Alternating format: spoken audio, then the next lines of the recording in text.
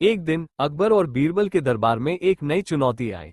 महल में महारानी के कीमती गहने अचानक गायब हो गए थे और पूरे महल में खलबली मच गई। अकबर ने तुरंत बीरबल को बुलाया और कहा, बीरबल, ये गहनों का गायब होना कोई साधारण बात नहीं है। इस रहस्य को सुलझाना तुम्हारा काम है। बीरबल ने अपनी जासूस सी नजरों से चारों ओर देखा और मुस्कुराते हुए कहा, जहांपनाह, ये मामला दिलचस्प है। मुझे कुछ समय दीजिए, मैं इस रहस्य को सुलझा दूंगा।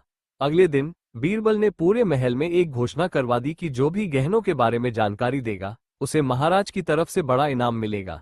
कुछ घंटों में कई लोग उनके पास पहुंचे, लेकिन किसी के पास भी ठोस जानकारी नहीं थी। बीरबल ने एक योजना बनाई और रात को खुद महल के अंधेरे हिस्सों में छुपकर नजर रखने का निर्णय लिया। रात गहराने लगी और तभी बीरबल ने देखा कि एक परछाई चुपके से महारानी के कमरे की तरफ जा रही थी। बीरबल ने उस परछाई का पीछा किया और देखा कि वह महल का एक कर्मचारी है जो छिपकर गहनों को निकाल रहा था। बीरबल ने तुरंत उसे पकड़ लिया और उसे दरबार में ले आए। अगले दिन जब अकबर ने देखा कि बीरबल ने गहने और चोर दोनों पकड़े हैं, तो उन्होंने मुस्कुराते हुए कहा, बीरबल, तुम्हारी बुद्धिमत्ता का कोई मुकाबला नहीं। बीरबल ने जवाब दिया, जहांपनाह, हर गुत्थी का हल आपकी दरबार में मिलता है, बस सही दृष्टिकोण होना चाहिए। अकबर और दरबारियों ने ठहाके लगाए और इस तरह एक बार फिर बीरबल ने अपनी चतुराई से अकबर का विश्वास जीत लिया।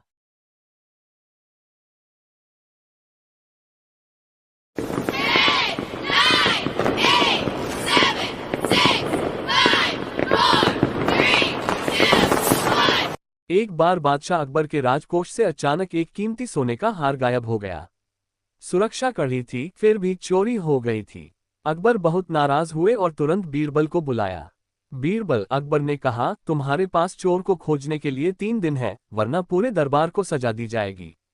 बीरबल ने अच्छी तरह से सोचा और दरबार में घोषणा की, आज रात मैं एक जादुई अनुष्ठान के माध्यम से चोर की पहचान करूंगा।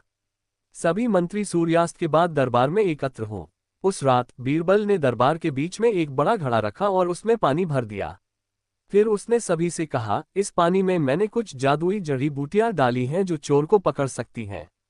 जो भी दोषी होगा उसका हाथ इस पानी में डालने पर सुबह तक काला हो जाएगा। कल सुबह मैं सबके हाथ देखूंगा। एक एक करके सभी मंत्री घड़े के पास गए और थोड़ी हिचकिचाहट के बाद अपने हाथ पानी में डाले। बीरबल सभी को ध्यान से देख रहा था और अकबर को बीरबल की योजना समझ नहीं आई। सुबह होते ही बीरबल ने फिर से मंत्रियों को बुलाया और उनसे अपने हाथ दिखाने को कहा। सभी को आश्चर्य हुआ जब एक मंत्री का हाथ साफ निकला। बीरबल ने उसकी ओर इशारा करते हुए कहा, यही चोर है। दरबार में खलबली मच गई। अकबर ने जवाब मांगा तो बीरबल ने समझाया, केवल चोर ही जादुई पानी से डरता और अपना हाथ डालने से बचता, ये सोचते हुए कि वह पकड़ा जाएगा। इसलिए उसका हाथ साफ रहा। बीरबल की चतुराई से अकबर बहुत प्रभावित हुए और चोर को सजा दी गई। दरबार में सब लोग बीरबल की चालाकी से और वह अचंभित रह गए।